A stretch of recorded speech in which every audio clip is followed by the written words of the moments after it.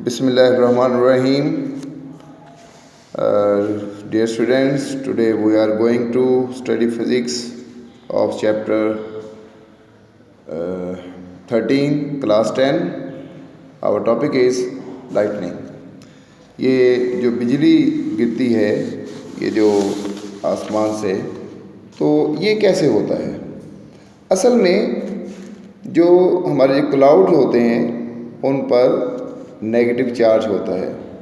जब negative charge एक हद से ज़्यादा हो जाता है तो अब वो नेगेटिव चार्ज करीबी ज़मीन पर पॉजिटिव चार्ज इंड्यूस कर देता है और फिर ये जो पॉजिटिव चार्ज है ये जो क्लाउड्स हैं इसके नेगेटिव चार्ज को अपनी तरफ अट्रैक्ट करता है और इस तरह ये क्लाउड्स से नेगेटिव चार्ज जंप करके ज़मीन तक चला जाता है। इसे हम लाइटनिंग कहते हैं।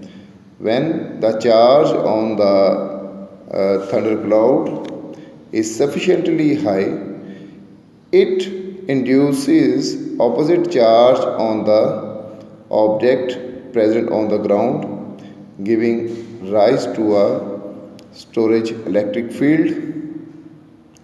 strong electric field between the cloud and the ground.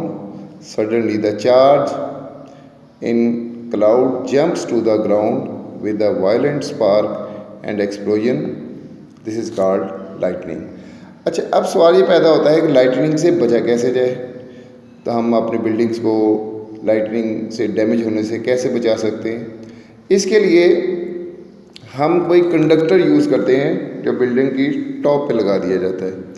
अब ये जो कंडक्टर होता है ये बादलों के नेगेटिव चार्ज को अपनी तरफ खींच लेता है और उसको एक सेफ पाथ देता है ताकि ये लार्ज अमाउंट ऑफ जो नेगेटिव चार्ज है ये एयर से उस बॉडी तक आए, चार्ज बॉडी तक आए, कंडक्टर तक आए और वहाँ से फिर वो ज़मीन में चला जाता है।